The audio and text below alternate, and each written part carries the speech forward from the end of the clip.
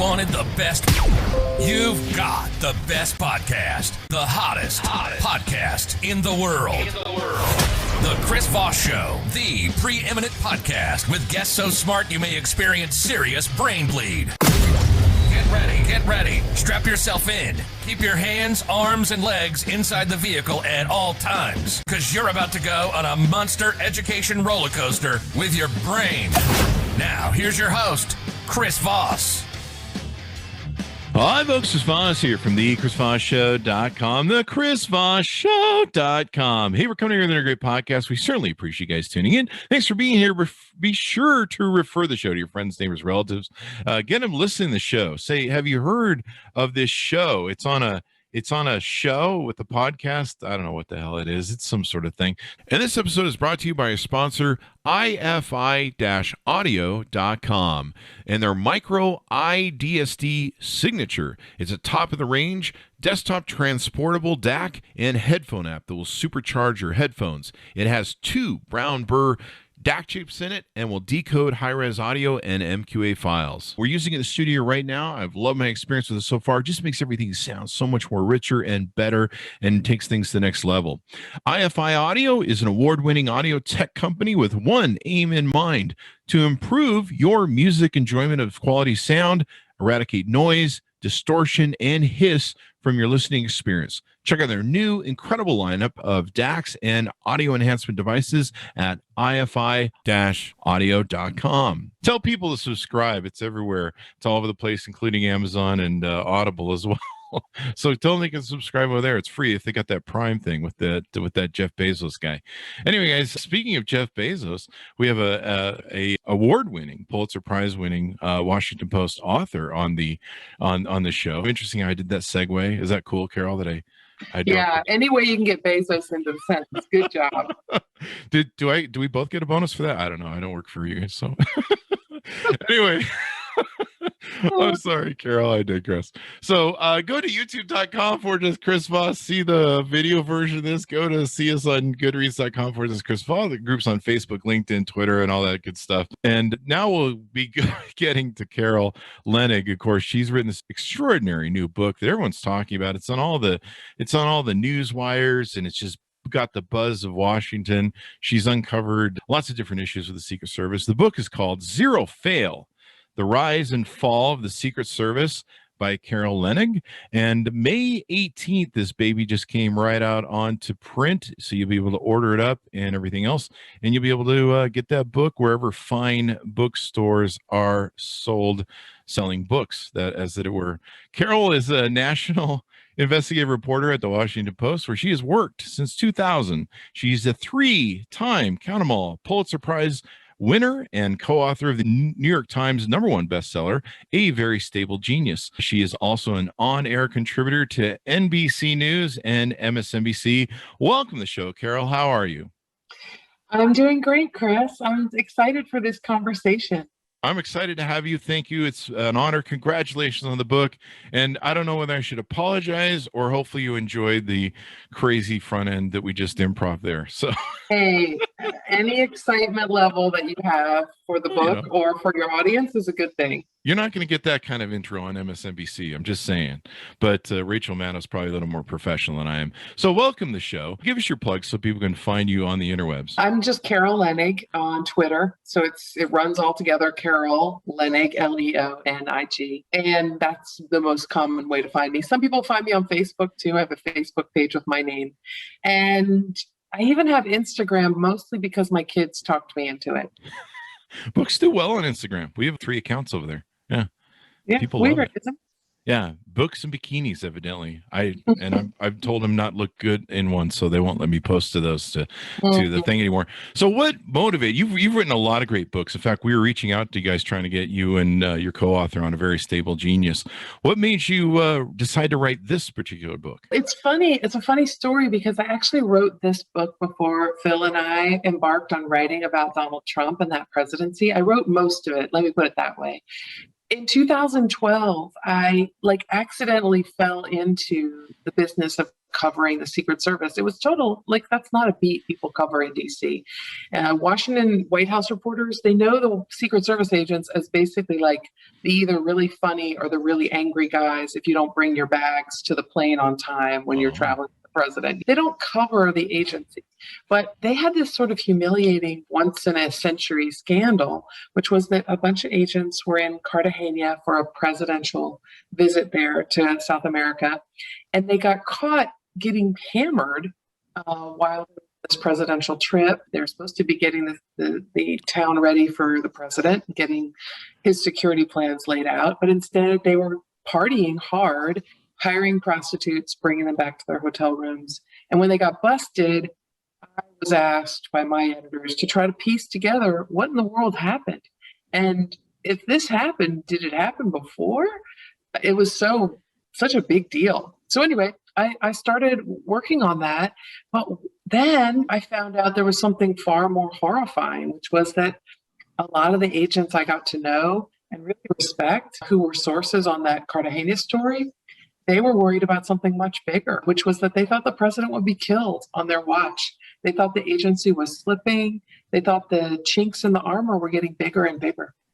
And correct me if I'm wrong, but wasn't the part of that story they didn't want to pay the hookers, so the government had to step in or something? The mess really hit the fan when one of the agents seemed to be surprised at the price tag that the woman wanted him to pay when they woke up in the morning. I think he has told his friends he didn't realize she was a prostitute because he had drunk a lot of vodka the night before. He thought she was just coming with him to his room, but she had reminded him several times that she needed a gift, and she had told him the number, the dollar figure, but I think something was lost in translation, and he didn't realize that she wanted this much money, and basically pushed her out the door. And when he did that morning hustle her out and refuse to pay her, sex work is a legal registered business, and she had rights, and her rights included going to the police and complaining. And that triggered a whole new mess of problems.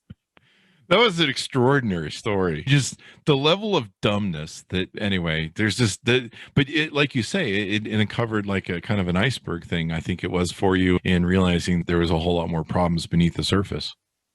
Absolutely. And even though there have been these really embarrassing scandals that I ended up mostly breaking and writing because I got to know so many people on the beat, I met some people that were really breathtakingly dedicated. Just like the kind of work they do, the sacrifices they make, they're a serious level of patriot. And I would crumple trying to deliver what they deliver. Their zero fail mission is backbreaking. It's mind-numbing, the things they have to prevent from happening, and they so far successfully have. Yeah, I think, wasn't Obama still like the most threatened president for assassinations of any president, I think, during his term? That's absolutely, Chris. Even before he was inaugurated, the death threats against him, and they were really violent, were 4 times what they had experienced for a previous president. Yeah. And they're asking people to step in front of a bullet. And we've seen different things as you document in your book. So it's a huge tome. It's 500 plus pages. If you count the back index and the notes and stuff. So tell us how you start the book out, and let's lay a timeline. Could you go through a timeline of the history of the agency? Yes. Forgive the noise in the backyard of our house. I think the most important arc about the Secret Service is this one. Some of us were alive at this time. I wasn't, which is cool to say I wasn't alive.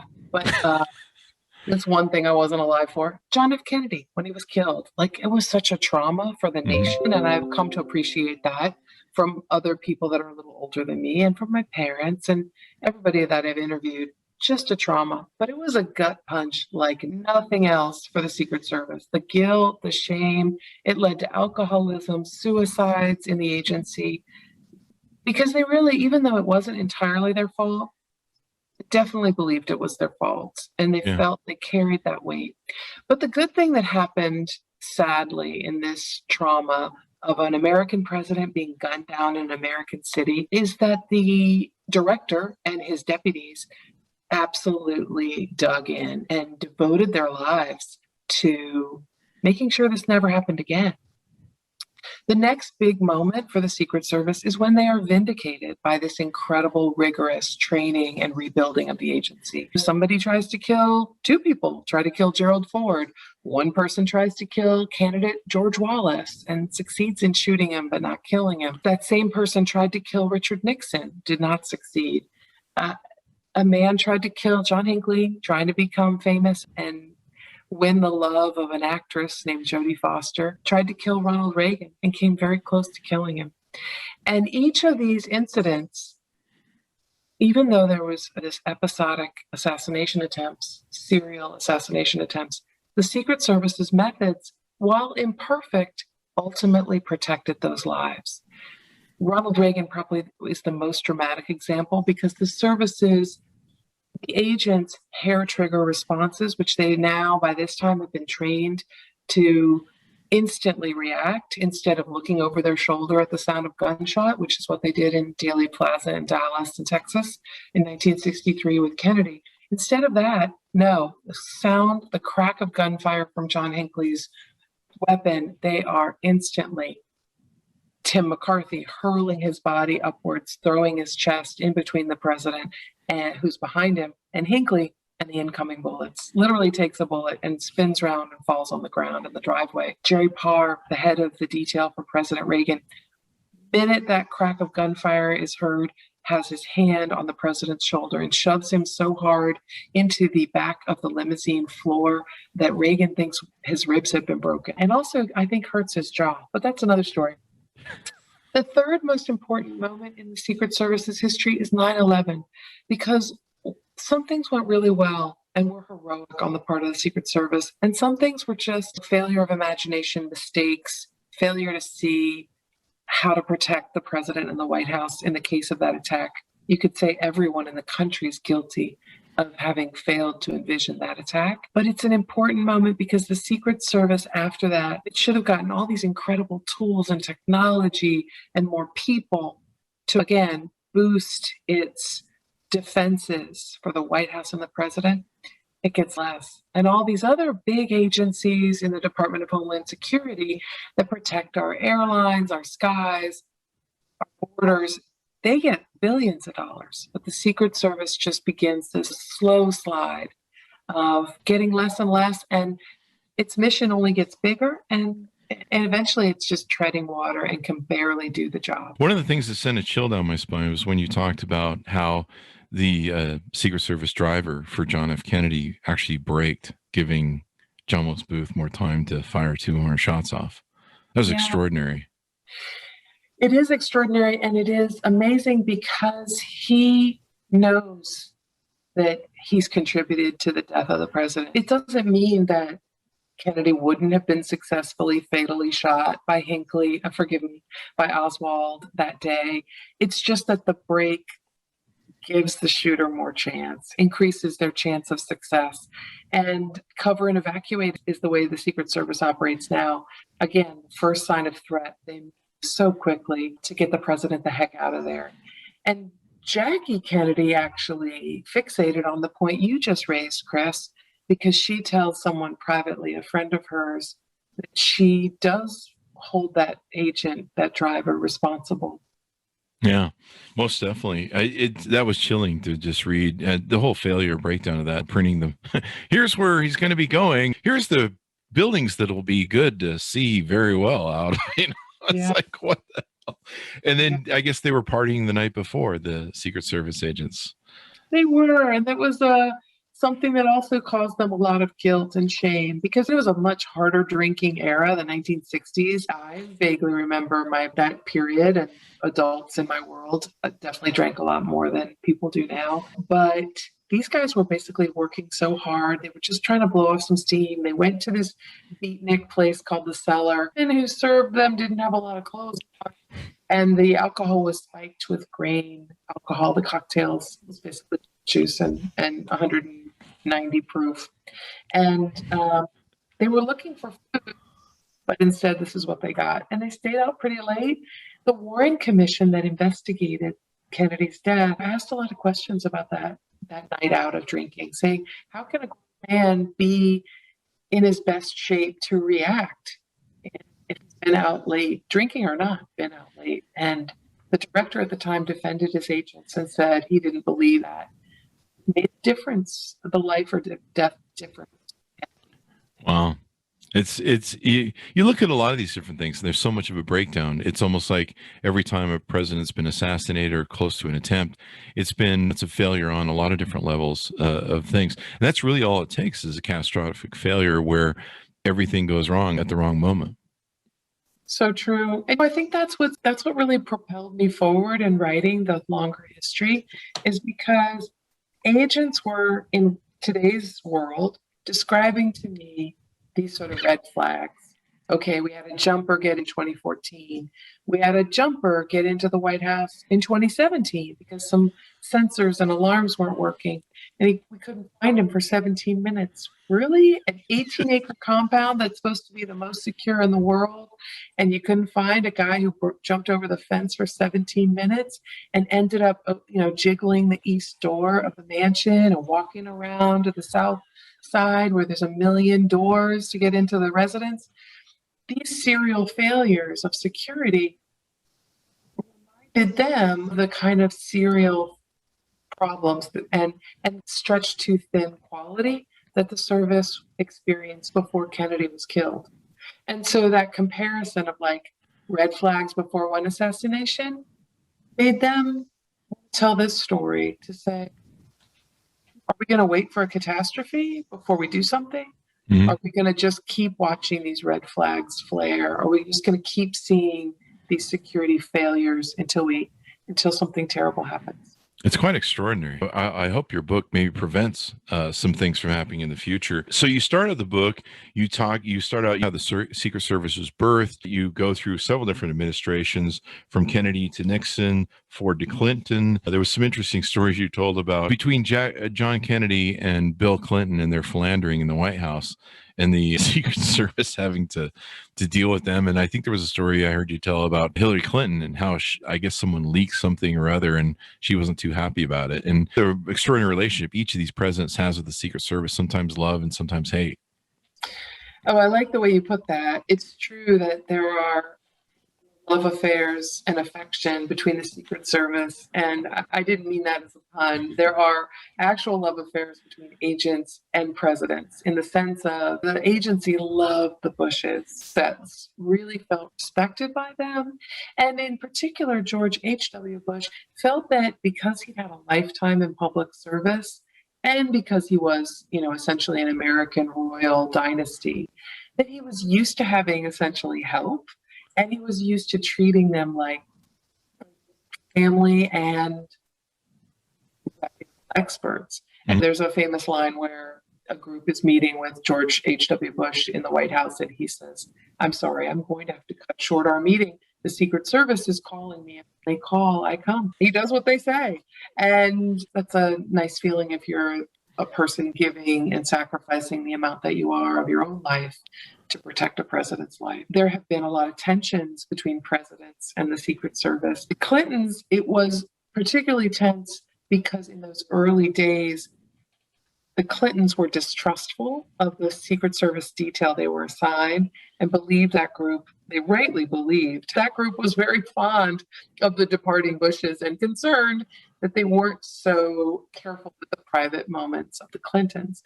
A story eventually leaks that Mrs. Clinton has thrown a lamp at her husband during an argument in the White House. Now, I don't know if she did throw a lamp or not. I know the story was reported, and she believed that it came from the Secret and banished them to the to the first floor, further away from the residence to maintain more privacy. Problem is, agents believe if you're being pushed away from the principal, they're more in danger because it's going to take you longer to cover and evacuate them in an emergency. Yeah. And I think they knew about the Monica Lewinsky thing, didn't they?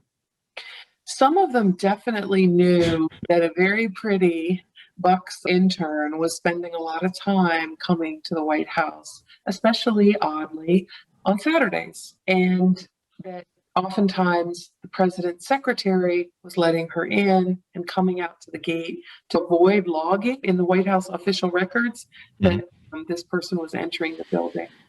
And that was curious to them. And remember, Secret Service officers and agents who protect the president and the White House, they have some time to gossip on their downtime. when the president's in the Oval Office, they have a little bit of time. And it was a topic of discussion among them. Ultimately, a huge Supreme Court battle over this. Some Secret Service officers and agents were forced to testify about what they saw and to provide information that proved that Clinton had lied when he said he'd never spent any time alone with Miss Lewinsky. Yeah. I think the same is true of Trump and Melania. They never spent any time together in the White House. Anyway, I'm just... Why that piece of me is funny. So this is really cool. You go through the whole history of all the presidents. You cover the Obama years, the Trump years, and the Bush years in your chapters, and you're really thorough in what goes into it and everything else. What were some other stories that stuck out in you in the book that you think readers will really like? Just sticking on Clinton for one moment. One thing that's new that I learned in my book, think this is salacious, but for the agents, it was really a security issue. When he was a candidate and the nominee for president and on his way to winning the election, the polls showed that he was way ahead. President Bush, who was suffering in a bad economy at the time. When he was the presidential nominee, he was still governor of Arkansas, and agents were responsible for protecting him. A new detail arrives to protect him at the YMCA in Little Rock, which is where he would jog pretty regularly in the mornings, and then he would said to be working out and getting a shower, and then he'd go to McDonald's and then go get driven back to the governor's mansion and do some work. But the agents found that when they got there, they were told not to go into the room where he was, into the building. They were surprised. Agents are used to either screening the people that are with the president or physically being with the president, and in this case, the candidate. And they asked their bosses, what's going on? And the supervisor said, give it a rest. But it turned out, the supervisor said, look, if you're not going to let it go, I'm just going to tell you, he's in there with a woman. And this really bothered the agents because they weren't morally making a decision about whether Clinton should or shouldn't be meeting with women in a YMCA or having a relationships outside his marriage, which he obviously had been having. What they were upset about was they were responsible professionally for what was going on the other side of that door. They're supposed to protect a guy who's about to become president, and they can't do that from on this side of the door.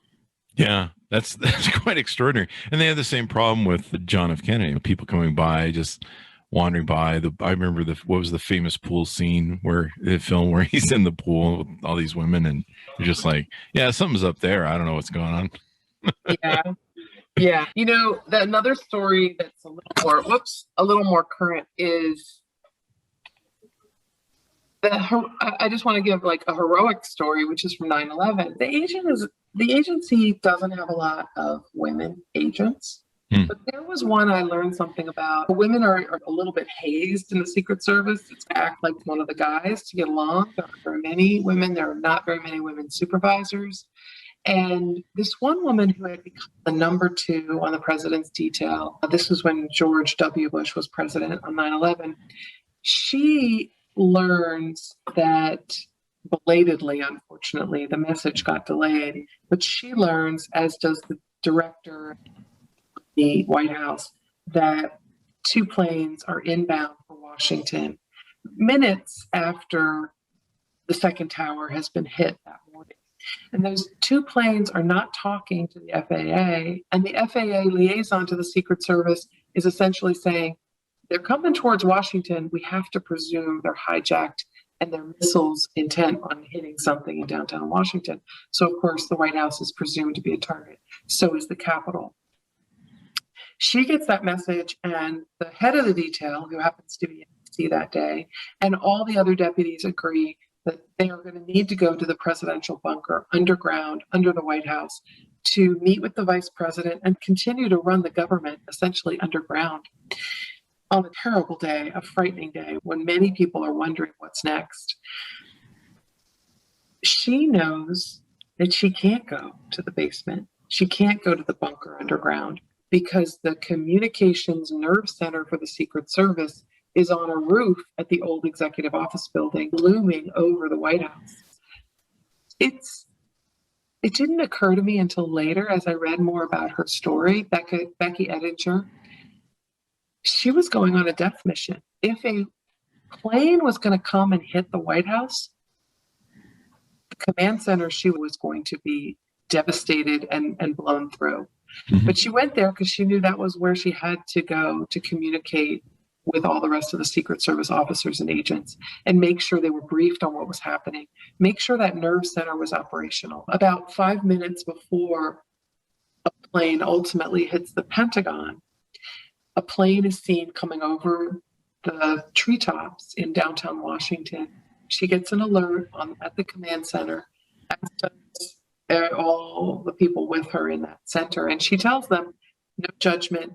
If any of you want to leave, now's the time. Wow. Go. We understand. Everybody's got families. No judgment. Nobody leaves. Wow. And they brace for impact. And wow.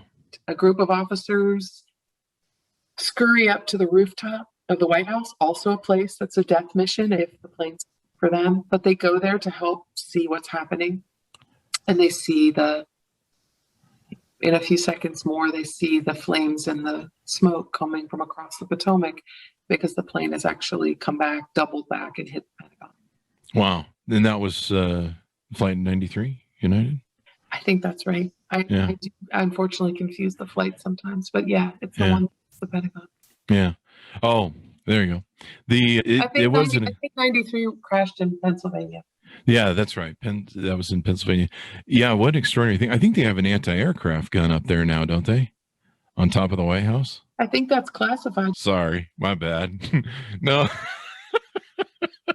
But it's quite interesting. All the different stories you map this out. What do we need to do with the Secret Service to get the funding it does and the amount of stuff? I was really surprised too. You cover how much they do. Like they're covering NFL games and stuff. It seems like maybe their purview should just be the asset, if you will. Yeah. A lot of people agree with you there, and you've discerned an important part of the book. I wrote it because all these agents are worried about what's going to happen if they keep treading water like this. If they keep having a larger and larger mission without the souped up technology and special tools they need, they're stuck in the 1900s, not the 21st century. If they keep having additional missions, everybody that you and I are talking to right now, most of them think that the Secret Service protects the president, the vice president, and their family. No. The Secret Service protects 42 people, vice presidential grandchildren and stepchildren, presidential grandchildren. It protects cabinet members. It protects national security officials you don't know the names of. They protect Super Bowls and Olympics because they were put in charge of events that would likely be the targets of terror where people gather. Of course, they're in charge of protecting inaugurations and other special events like that, but that makes sense. They're also in charge of their legacy mission, which was the reason they were created in the 1860s in the first place, which was to root out counterfeit money and now they investigate cyber crimes and hacking. They were the first agency to realize that Russian intelligence agents had hacked the White House non-classified email system. So their mission is huge, and nothing about their tools or their budget has kept pace with that. So a very senior Department of Homeland Security official I interviewed said they were just pleading for somebody to reduce the size of their mission, but give them what they need to do that mission. Because as they said, right now they cannot do what they're assigned to do. One other surprising aspect of your book that I hadn't heard about is that they really took a shine to Donald Trump and the whole masculine and the whole law thing or law and order thing, and actually were signaling and sometimes talking about support for this president, pushing through that barrier of maybe where they should have stayed at arm's length. Do you want to tell us a little bit about that? So The Secret Service has also prided itself on being above politics. The line that the agents use is, the people elect them, we just protect them. Mhm. And it's got a nice sing-songy way about it, but it's really serious. And the seriousness is they're not rooting for any particular party. They're not rooting for any particular president. What they're trying to do is make sure the democracy is stable and sure by protecting the office. And there have been times when they've edged a little towards being for a president, as they did when they loved George H.W. Bush, as they did when some group of them were rooting for Nixon, a law and order president, by the way. But they really crossed a line that shocked many of the alumni and Secret Service supervisors and formers that I interviewed when Donald Trump came along, because they let the agency be used as a political tool, and campaign rallies while COVID was spiking around the country, which put a lot of officers and agents out of commission. Either they contracted COVID or they had to quarantine because they were exposed. It also was deployed to forcibly remove peaceful protesters from outside the White House who were protesting the killing of George Floyd in June of 2020. And the Secret Service is extremely well versed in the rights of protesters and their First Amendment rights to assemble, because that's what they deal with on the White House front steps every day. So this shocked them to have to beat these people with rubber bullets and shields and tear gas, or the chemical version of tear gas. The service also, the Presidential Protection Division, got very close to Donald Trump, liked his message, liked his conservative agenda, which is not shocking. Most law enforcement agencies trend a little conservative, but this went a little too far, even by that sort of law enforcement standard. Agents on the protective detail and supervisors in the agency were going on to social media to promote the conspiracy theory that the election was rigged, to suggest that Donald Trump had been denied his rightful second term, and to question whether Biden was legitimately elected. One Secret Service supervisor even called the rioters on January 6th patriots and cheered Wow. that was a little chilling to their colleagues who shared that information with me, and to their former alumni network who wondered what's going on. You can't protect democracy if you're questioning whether the current president-elect is a legitimate elected president.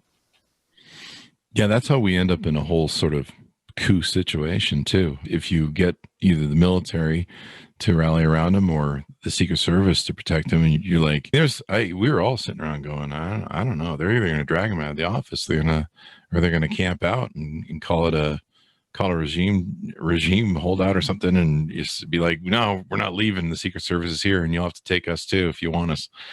We're starting to really wonder there at those last days how that was going to go down. Rosa Brooks wrote in the Washington Post about the frat boy culture of the Secret Service. She entitled the thing.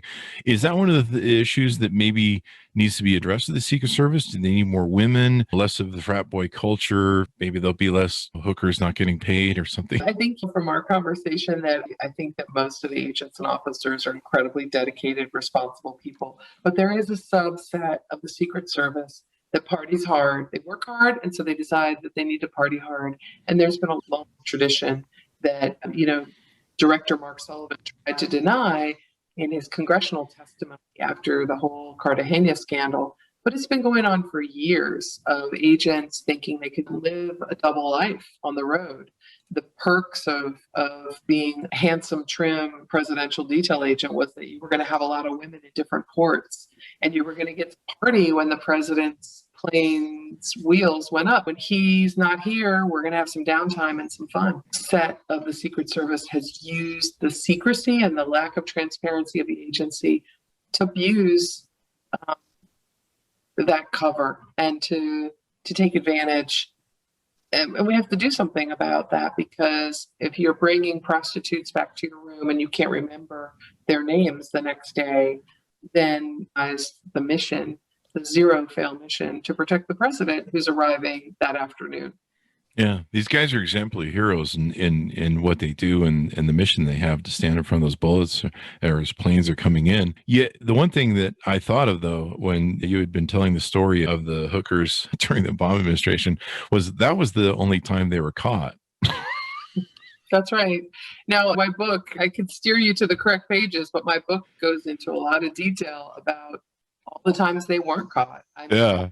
All the times that something nearly identical or worse had been going on. And one thing that's funny is the director tells people in Congress that he's shocked that gambling's going on in the casino, but just weeks earlier, the service had been alerted to a member of the president's detail who'd been using presidential trips to hook up with couples that were strangers. That was his thing. Just a year before Cartagena, an agent on a trip with Obama through Asia, several country tour, got so drunk in a brothel and didn't emerge for so long that they had to leave him behind, and they had to go to great effort to replace him. He had a special skill set for the trip, and they had to leave a supervisor behind because they found it dangerous to leave an agent behind in a random Asian country. For all of this, there was a series of trips that agent that we talked about who refused to pay the prostitute, he later admitted under questioning he had done this in Italy, he had done this in Russia, he had done this in Ireland.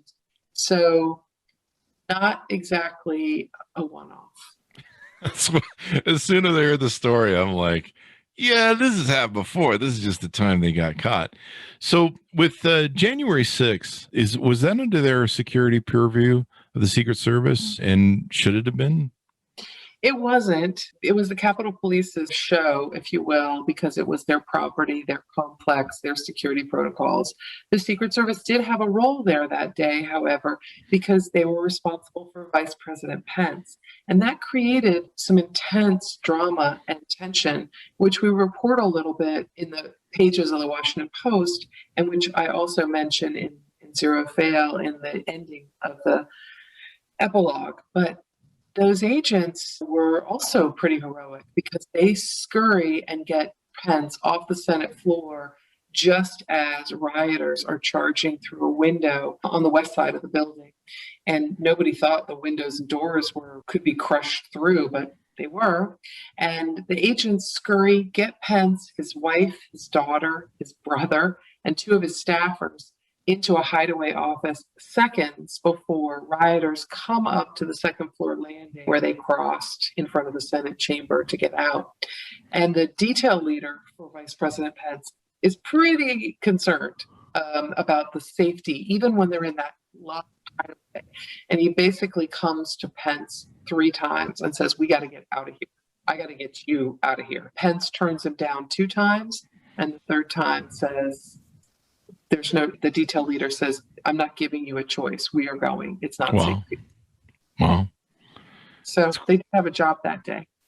It's quite extraordinary. These guys, I do feel bad for them. They should be able to blow off some steam. What is interesting, though, is we worry about who sleeps with the president or who sleeps with politicians or maybe might be having affairs if they're not sleeping with them, because we're concerned about being compromised and compromat, as Russians like to say. Our former President Putin used to like to say. There's concern for that, but yet these guys have access to the principal, the asset, whatever you call it, and yet they're running around with compromised security, maybe, possibly. That's a concern, isn't it?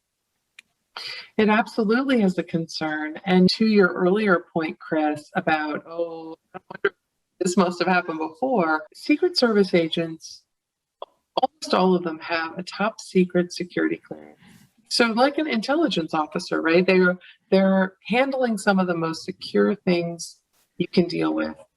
How we prevent a nuclear attack on the president, what we do in the case of a nuclear attack, where the president goes, where we store the president in case of an anthrax release, all these things are so secret and so important that they be kept secret because we don't want our enemies knowing how to get the president or what our plans are for protecting him.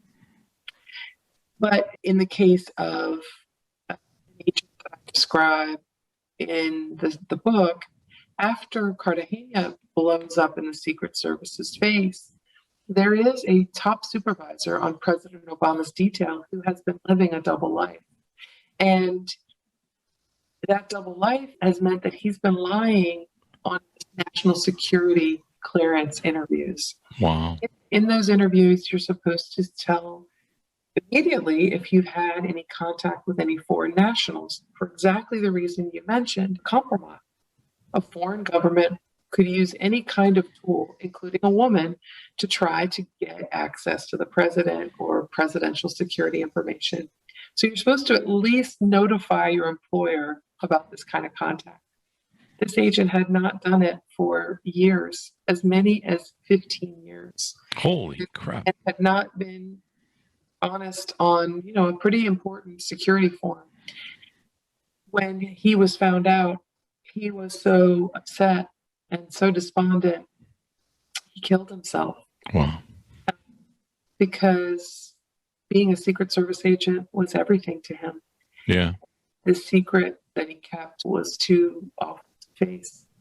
Wow. It's chilling. It's heartbreaking. And hopefully your book sets forth more people in Congress will look at it and give them better funding, maybe a narrow purview. I think most Americans think of the Secret Service as a bunch of heroes. They're vaulted in movies and everything. Clint Eastwood, I think, still works for them. I don't know. From that famous movie. But anything more you want to plug out on the book before we go? I would just say, I hope President Biden listens to the agents who've risked their careers. Some of them lost their jobs for talking to me. I hope he listens to their sort of call, their alarm. They're trying to ring through me, the chinks in the armor of the Secret Service. There's always been this tension between presidents and the Secret Service that protects them. And the tension is the president doesn't really want to look like he needs protection, and the president doesn't really want to spend money on that. It looks like it's all for him. It looks indulgent, it looks wasteful. And presidents need to realize that these are public servants who've given so much at the office to deliver on this mission. Let them do it properly. Don't think about it as something that is potentially politically embarrassing to you. Think of it as an agency that serves a public mission for our democracy and needs the tools to do the job. Yeah. And the last thing we need is the horror of another John F. Kennedy or something like that, where the nation mourns. And I think we're still healing from 9/11 and being open for that extraordinary event and stuff. Wonderful book. Huge tome. Congratulations, Carol, on that. Give us your plugs so people can order the book up and learn where to find you better on the internet. I'm Carol Leonnig, which is on Twitter, Carol Leonnig, all one word. I am at the Washington Post. If you type in my name into Google, you'll quickly find my stories at the Post. And Zero Fail is published by Random House. I've loved working with them, and you can buy it at any of your independent bookstores. You can buy it on Amazon, your choice. I think it's a pretty good Father's Day book. I've heard from a couple fathers that they are enjoying it. If you're a buff, a history buff, you'll enjoy this. It's a history book. It's also a little bit of a thriller. It's got a little bit of R-rated. Keep that in mind.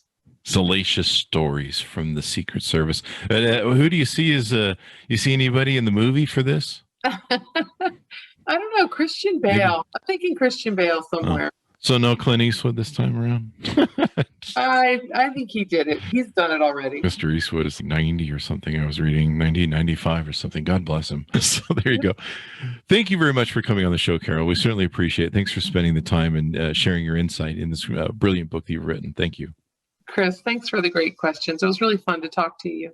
Thank you very much. Check it out, guys. Zero Fail, The Rise and Fall of the Secret Service, just out on hardcover. And you can get it in audiobook and Kindle, too, if you want. May 18th, 2021 just came out. You want to be the first one to pick it up. Thanks so much for tuning in. Go to youtube.com/Chris Voss. See all the videos we have there. Go to goodreads.com/Chris Voss. All the groups on Facebook, LinkedIn, Twitter, Instagram, all those different places you can see us. Thanks, everyone, for tuning in. Be good to each other, and we'll see you guys next time.